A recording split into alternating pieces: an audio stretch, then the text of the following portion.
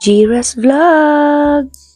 Good day mga mi! Ngayon ay gumagawa ako ng aking digital planner. Ayan mga mi, kahit busy today, ay mag-update pa rin ako sa inyo tungkol sa ating Ipon Challenge. And today is January 7, 2026 and this is our 7th day para sa ating 365 days Ipon Challenge. And para sa ipon natin for today ay 50 pesos. Joke! 200 pesos pa rin po para sa ipon for today. Kaya ano pang hinihintay nyo? Let's go! At samahan nyo na akong ihulog ang ating ipon na 200 piso.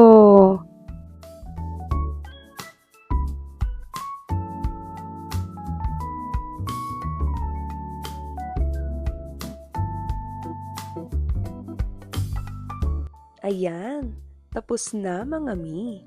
At yan na lahat ang ating ipon for 7 days. O, di ba? Ayos na ayos. O, eto nga pala mga mi, ang ginagawa kong digital budget planner ko.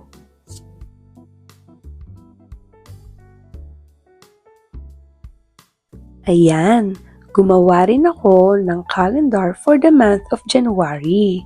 At kung mapapansin nyo, from January 1 until January 7 ay nakapag-ipon po ako ng tig 200 pesos araw-araw.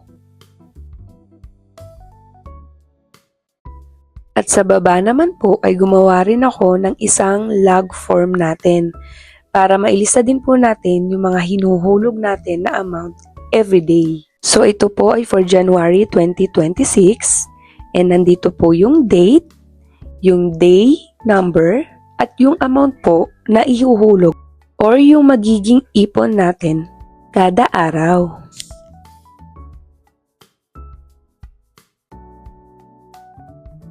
So ito pong lahat na to ay for 30 days. At kung mapapansin nyo po dito sa side na to ay naglagay din ako ng tracker per week para matotal ko po per week yung naiipon ko. And that's all mga mi para sa ating 365 days Ipon Challenge weekly updates. And please don't forget to like, share, and comment to my videos for more upcoming budget tips. Bye!